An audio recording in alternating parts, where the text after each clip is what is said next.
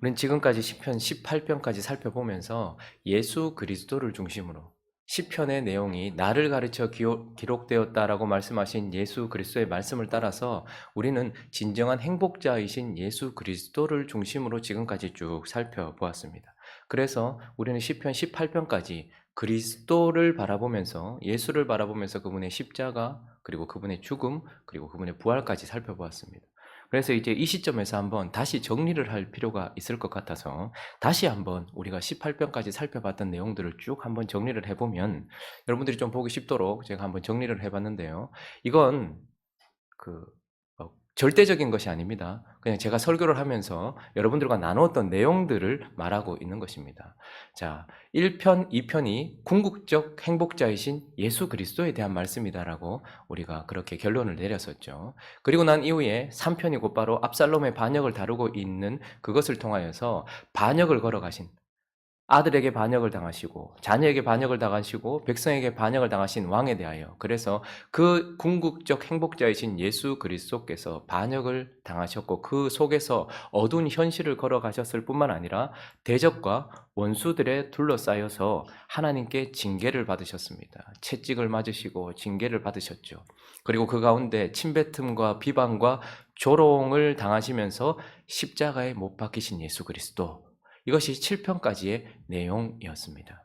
자, 그리고 8편으로 넘어가게 되면 연약한 자가 되신 예수 그리스도, 죽을 수 있는 사람이 되신 예수 그리스도를 찬양하면서 8편이 시작하면서 이제 그분은 죽음을 당할 수 있는 사람이 되신 예수 그리스도에 대하여 말하였고 9편과 10편은 하나로 읽을 수 있다고 말씀드렸으며 문라벤 그 아들의 죽음의 곡조에 맞추어서 부르는 노래였습니다. 그러니 십자가에 못 박히신 그분이 이제 사람이 되셔서 십자가에서 죽어 가시면서 불렀던 노래들이 이제 9편부터 이어지고 있고 11편은 그분이 십자가 위에서 죽어 가시면서 받으셨던 유혹에 대하여 그 자리에서 내려오라는 거예요. 그 자리에서 내려오면 믿겠다라고 했던 그 유혹 가운데서도 그 자리에 계셨던 예수 그리스도. 그리고 12편은 의인이 하나도 없고 악인들에 둘러싸여 있는 죽음 가운데 서 있는 예수 그리스도. 그리고 결국 13편에서는 의인이 없을 뿐만 아니라 그런 외로움뿐만 아니라 하나님의 침묵과 외면 속에서 죽임 당하신 예수 그리스도. 그래서 13편까지는 십자가에서 죽으신 예수 그리스도에 대한 말씀을 우리가 쭉 나누었습니다. 자, 그리고 이제 그 죽음 이후에 14편에서는 그 죽임 당하신 이유를 말씀하고 있었습니다. 그렇게 비참하게 나무의 저주 가운데서 나무 위에 달린 그 분이 왜 죽으셨는가에 대하여서 14편을 말하고 있었죠. 죄 때문이었다. 나의 죄 때문이었다. 그러나 실질적으로는 우리를 사랑하신 그 사랑 때문이었다라고 14편은 그리스도께서 죽으신 이유를 우리에게 말씀하였고 그리고 15편은 그 죽음 앞에서 그러나 그분이 하나님의 아들로서 인자로서 십자가의 죽으심으로 말미암아 그분만이 주의 장막에 거할 자다. 그분만이 주의 장막에 합당한 자다. 이렇게 말씀을 나누었습니다. 그리고 16편과 17편은 바로 그 죽어가시면서 그분의 마음속에 있었던 믹담이라고 하면서 뭐라고 했습니까? 그의 마음속에 새겨져 있었던 것. 그래서 16편에서는 십자가에서 예수 그리스도께서 죽으실 때에 절망 가운데 비참한 가운데 돌아가신 것이 아니고 뭐죠? 하나님을 향한 절대적인 신뢰와 그리고 우리를 향한 뜨거운 사랑과 그리고 무엇보다도 부활에 대한 소망, 썩음을 당하지 않을 것이라는 부활에 대한 소망 가운데서 우리에게 자신을 줄 수 있고 자신의 생명을 줄 수 있다는 그 기쁨 가운데서 그분이 십자가에서 죽으셨다라는 그분의 믹담을 다윗의 믹담을 통하여서 살펴보았고 그리고 17편에서는요.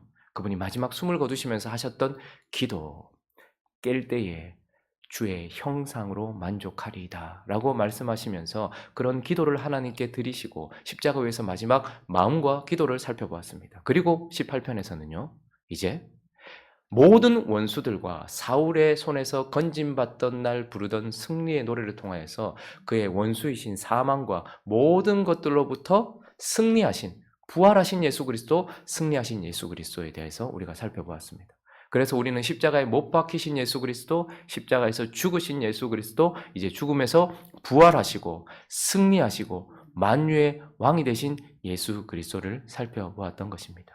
자, 그래서 이렇게 정리를 해보면 이제는 예수 그리스도께서 우리를 위하여 무엇을 하셨는가? 그 십자가에서 죽으신 예수 그리스도, 그리고 다시 부활하신 예수 그리스도에 대해서 살펴보았고, 그리고 예수 그리스도를 하나님께서 어떻게 건져내셨는지를 지금까지 살펴봤단 말입니다. 자, 그리고 오늘 이제 19편부터는 완전히 다른 국면으로 넘어갑니다. 지금까지는 예수 그리스도께서 우리를 위하여 하신 일과 그리고 그분을 하나님께서 살리신 것에 대하여, 죽음과 모든 것에서부터 건져내신 것에 대하여 살펴보았다면, 이제 10편, 19편부터는요, 우리가 어떻게 구원받는가, 이제는. 우리는 어떻게 하나님께서 건져내시는가, 우리는 어떻게 구원의 길을 가게 되는가, 생명을 어떻게 얻는가, 이제 우리의 구원에 관하여서 하나님께서 말씀하시는 내용으로 돌아서게 되었습니다. 자, 그래서 오늘 본문 말씀을 통하여서 우리는 어떻게 구원을 받습니까? 구원의 길은 어디에 있는 것입니까? 그 정답은 바로 오늘 19편 전체가 말하고 있는 것처럼 하나님의 말씀을 통해서 온다는 거예요. 하나님의 말씀, 특별히 이것을 계시라고 표현할 수 있습니다. 예수 그리스도를 어떻게 건지셨는가에 대해 살펴보았고, 이제는 우리를 어떻게 건지시는가, 그것은 바로 하나님의 말씀, 계시를 통하여 우리를 건지신다라고 말씀하고 있는 것입니다. 자, 그런데 이 하나님의 말씀, 계시에는 두 종류가 있죠. 첫 번째 우리가 살펴봐야 될 것이 있습니다. 계시를 통해서 우리가 구원을 받는데, 하나님께서 우리에게 주신 첫 번째 종류의 계시는 바로 일반 계시라고 하는, 우리가 흔히들 알고 있는 일반 계시입니다. 시편 19편 1절은 이렇게 말씀하고 있는데요. 읽어볼까요? 시작. 하늘이 하나님의 영광을 선포하고 궁창이 그의 손으로 하신 일을 나타내는도다. 계시에는, 하나님께서 우리에게 주신 말씀에는 먼저 일반적인 계시라고 할 수 있는 것이 있습니다. 이것은 무엇이냐면, 하늘의 하나님께서 하늘이나 궁창이나 땅에 있는 모든 것들, 그러니까 피조물과 그리고 그 세계를 통해서 우리에게 들려주시고 보여주시는 말씀, 그걸 일반 계시라고 하는 것입니다. 그래서 이거는 누구나가 다 받을 수 있는 계시입니다. 누구나가 다 들을 수 있는 계시입니다. 하나님께서 우리 눈으로 볼 수 있는 피조물과 우리 손에 느껴지고 우리 피부로 느껴지는 모든 것들을 통하여, 이 피조 세계를 통하여서 하나님이 우리에게 말씀하고 있는 계시. 그렇기 때문에 이것은 창조주 하나님께서 말씀하고 계시고 피조물된 모두에게 말씀하고 있기 때문에 일반 계시라고 하는 거예요. 모두가 받을 수 있기 때문에. 그리고 모두가 볼 수 있는 내용, 그래서 피조물과 이 땅에 있는 것들과 하늘과 궁창과 별과 이런 것들을 통하여 말씀하고 있기 때문에 일반 계시라고 말씀하고 있는 것입니다. 그 일반 계시의 특징을 2절은 이렇게 말씀하고 있는데요. 2절도 읽어봅니다. 시작. 날은 날에게 말하고 밤은 밤에게 지식을 전하니. 무엇입니까? 날이, 그러니까 낮이라고 말할 수 있습니다. 낮이 낮으로 이어지고 밤은 밤으로 이어지는 동안 계속해서 하나님의 일반적인 계시인 지식이 전달되고 있다. 이건 시간상으로 하나님은 끊임없이 말씀하고 있다는 거예요. 낮과 낮이 이어지고 밤과 밤이 이어지듯이 하나님은 시간상으로 끊임없이 우리 모두에게 일반 계시를 통하여서 말씀하고 계신다라고 말씀하고 있는 겁니다. 자, 3절과 4절도 읽어볼까요? 3절과 4절 시작. 언어도 없고 말씀도 없으며 들리는 소리도 없으나 그의 소리가 온 땅에 통하고 그의 말씀이 세상 끝까지 이르도다. 하나님이 해를 위하여 하늘에 장막을 베푸셨도다. 자, 또 이것의 특징은 무엇이냐면, 끊어지지 않는 시간 속에서 계속해서 선포되어질 뿐만 아니라 사실 일반 계시는 언어도 없어요. 말씀도 없으며 들리는 소리도 없지만, 그러나 그 일반 계시를 통하여서 우리 마음속에 들려지는 그 소리가 온 땅을 통한대요. 온 땅에 통하고 세상 끝까지 이른대요.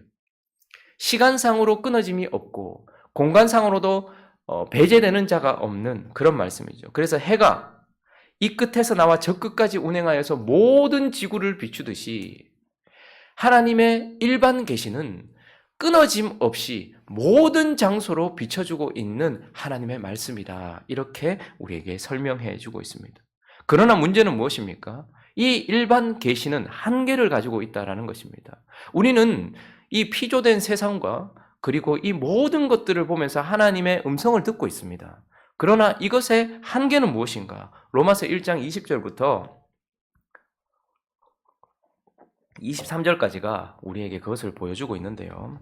한번 읽어볼까요? 로마서 1장 20절부터 23절까지 한번 읽어보겠습니다. 시작. 창세로부터 그의 보이지 아니하는 것들 곧 그의 영원하신 능력과 신성이 그가 만드신 만물에 분명히 보여 알려졌나니 그러므로 그들이 핑계하지 못할지니라. 하나님을 알되 하나님을 영화롭게도 아니하며 감사하지도 아니하고 오히려 그 생각이 허망하여지며 미련한 마음이 어두워졌나니 스스로 지혜 있다 하나 어리석게 되어 썩어지지 아니하는 하나님의 영광을 썩어질 사람과 새와 짐승과 기어다니는 동물 모양의 우상으로 바꾸었느니라. 뭐라고 말합니까? 창세로부터 지금까지 끊어짐 없이 낮은 낮에게 밤은 밤에게 지식을 전하고 있고 모든 영역에 있는 사람들에게 하나님은 보이지 않는 모든 신성과 영원하신 능력과 그분이 계시다라는 그 모든 것들을 그가 만드신 피조물을 통하여서 분명히 알려줬어요. 그래서 그 누구도 핑계할 수 없어요. 하나님이 계시지 않는다든지 하나님이 공의롭지 않다라든지 하나님이 사랑이 없다라든지 하나님이 계시지 않다라고 말할 수 있는 사람이 아무도 없단 말입니다. 그러나 그 일반 계시는 우리를 하나님과 연결시켜주거나 그리고 하나님에 대하여서 하나님을 야다하여 알도록 해주거나 그래서 그분과 인격적인 관계를 맺고 그리고 그분이 누구인지를 알며 그분이 우리에게 알려주고 싶으신 대로 알 수 있는 그런 종류의 계시는 아니라는 말입니다. 그저 그 일반 계시는 하나님의 존재와 그분의 영광에 대하여서 증명하고 핑계하지 못할 정도이지만 그러나 그분과 관계를 맺거나 우리가 어떻게 살아야 될지에 대한 궁극적인 길을 보여주는 그런 계시는 아니다라는 것입니다. 그래서 하나님은 그 일반 계시에서만 그치지 않고 우리에게 무엇을 주셨습니까? 바로 우리의 구원을 위하여 예수 그리스도를 건져내신 죽음과 사망에서 건져내신 하나님께서 우리를 건져내시기 위하여서는 일반 계시뿐만 아니라 두 번째 뭐죠? 특별 계시를 주셨다라는 것입니다. 자, 7절 말씀 읽어볼까요? 7절 읽습니다. 시작. 여호와의 율법은 완전하여 영혼을 소성시키며 여호와의 증거는 확실하여 우둔한 자를 지혜롭게 하며. 자, 일반 계시는 하나님과 하나님의 영광, 하나님의 존재와 하나님의 영광에 대하여 선포합니다. 그러나 우리가 마치 어떤 아름답게 만들어진 작품을 보면서 이 작품을 보면서 감동을 받을 수는 있어요. 그리고 이 작품을 만든 누군가가 있다라는 것을 알 수는 있습니다. 그 작품 밑에 분명히 이름이 적혀 있으니까요. 그러나 그 사람의 이름 정도, 존재 정도, 그리고 그분의 능력 정도는 알 수 있어도 이 작품을 만든 사람의 진짜에 대하여서 그는 어떤 성격을 가졌고 그는 무엇을 좋아하며 그는 어떤 삶을 살고 그리고 그가 내게 무엇을 메시지로 주고 싶어 하는지에 대하여서는 우리가 알 수 없는 것처럼 일반 계시는 관계적인 측면에서의 그런 것들과 우리가 나아가야 될 길에 대하여서는 가르쳐주지 못했단 말입니다. 그런데 하나님께서는 특별 계시를 주셨다라고 말하죠. 7절을 시작하면서 또 다른 종류의 계시, 하나님의 말씀이 있는데 그것을 시작하는 말은 여호와입니다.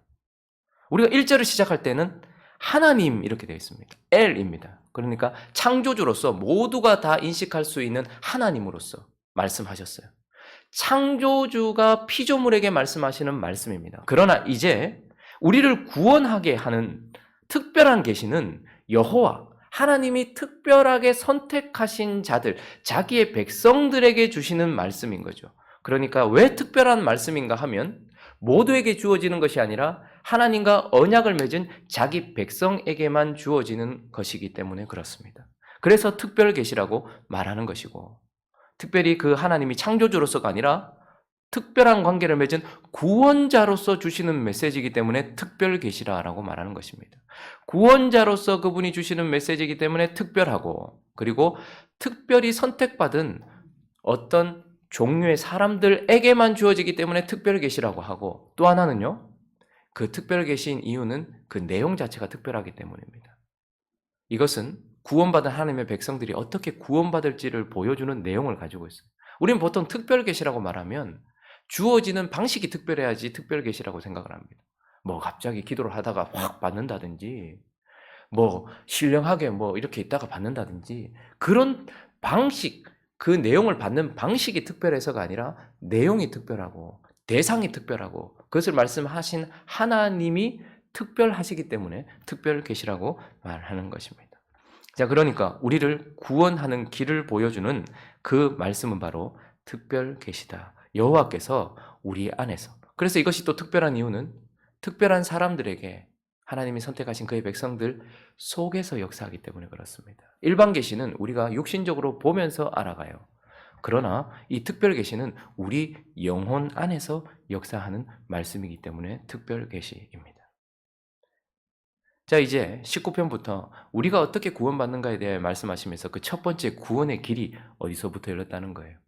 특별 계시, 그분의 말씀을 통하여서 우리는 구원을 받을 수 있는 길을 보게 된다라고 말씀하시는 것입니다. 그러면 왜 이 특별 계시가 우리를 구원의 길로 인도하는 것입니까? 그 내용들을 7절부터 쭉 이야기하고 있는데요.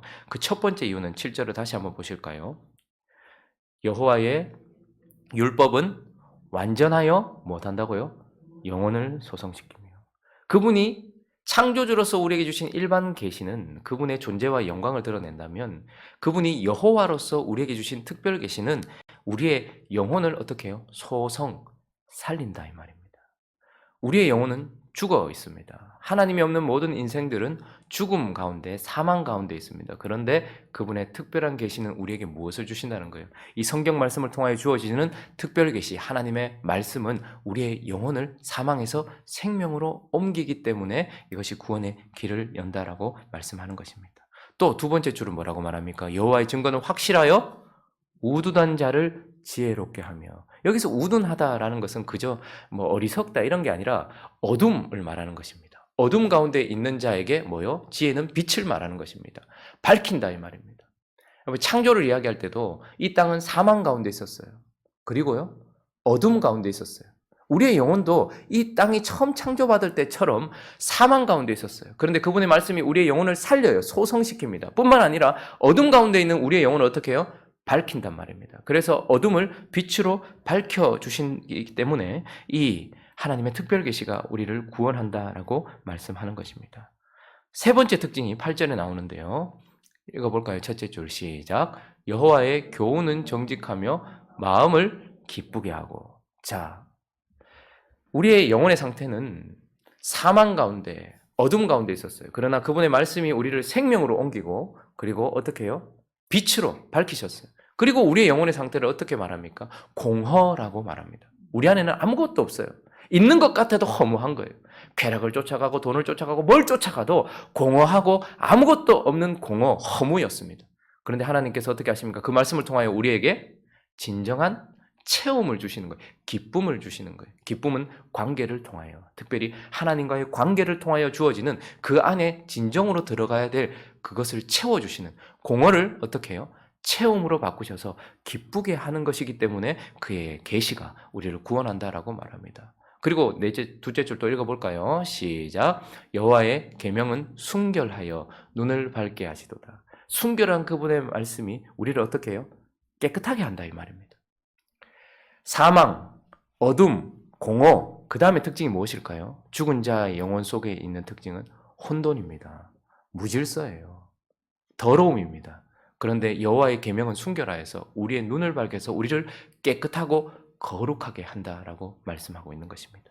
하나님의 특별한 계시는 사망에서 우리를 생명으로 옮겨 소성시키고 어둠 가운데 있었던 우리를 밝혀주시며 공허한 우리 속에 하나님이 들어오심으로 말미암아 기쁨으로 채워주시고 어지럽고 더럽고 질서 없는 우리 안에 눈을 밝히셔서 거룩하고 질서 있게 만들어주시는 그런 하나님의 말씀이다라고 우리에게 설명해 주고 있는 것입니다. 그리고 9절 말씀 읽어볼까요?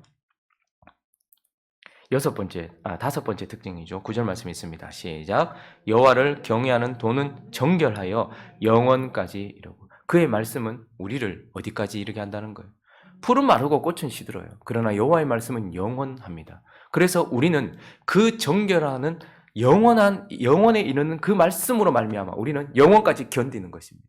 우리가 영원까지 있을 수 있는 이유는 그분의 영원하신 말씀이 우리 안에 있기 때문인 거예요. 그래서 그 특별한 계시는 우리를 견디게 하는 거예요. 견인시키는 하나님의 말씀이기 때문이다라고 우리에게 설명해 주고 있는 것입니다. 자, 그리고 10절요. 10절 읽어볼까요? 시작. 금 곧 많은 순금보다 더 사모하고. 금은 가장 가치 있는 것이라고 알려진 것의 제휴법입니다.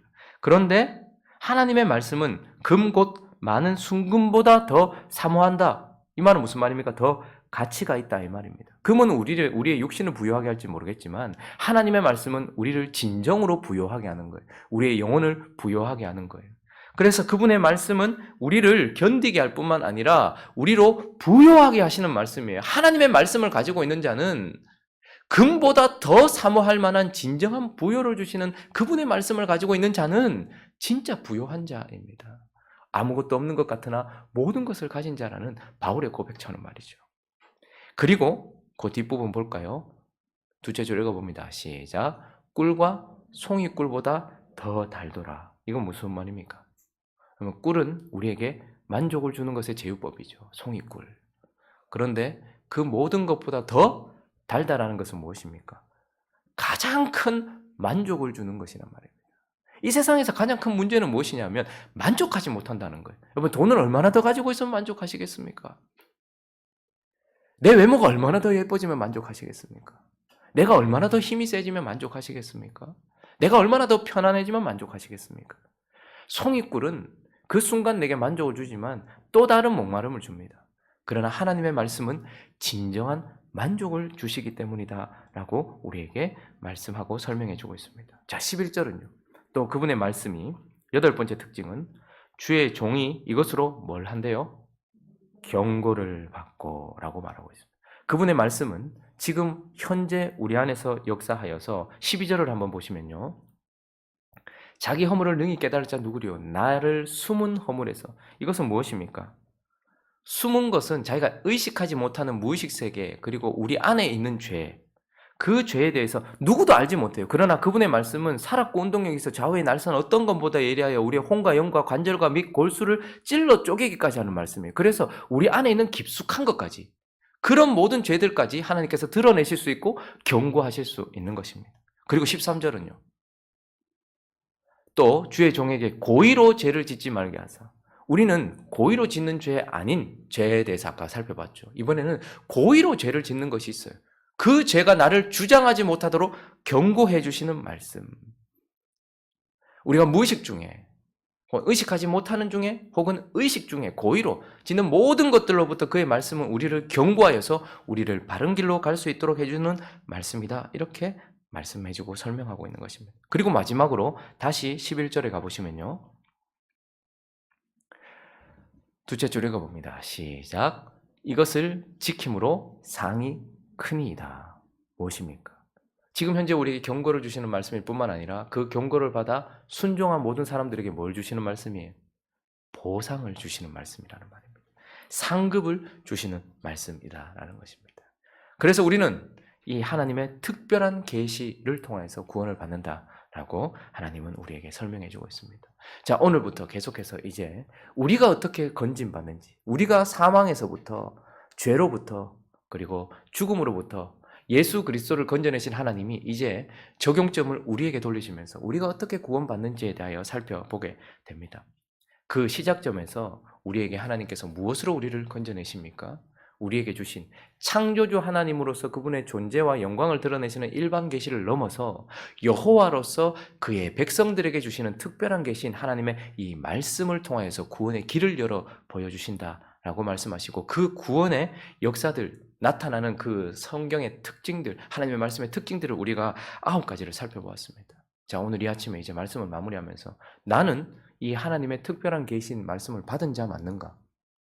한번 기억해보고, 또 하나는 그 말씀을 하나님이 내게 주신 목적대로 그리고 그분이 말씀하시는 가치대로 내가 생각하고 있는가 하나 살펴보고, 또 하나는 그분이 말씀하신 대로 내게 적용되고 있는가 한번 살펴보면서 하나님 구원의 길을 열어 보여주시는 첫 번째 단계가 되는 이 하나님의 특별한 계신 하나님의 말씀을, 달고 오묘한 그 말씀을 사랑하고 그 말씀을 따라가고 그 말씀대로 살아가는 우리가 될 수 있게 달라고 기도하는 이 아침 되시기를 예수 그리스도의 이름으로 축원합니다.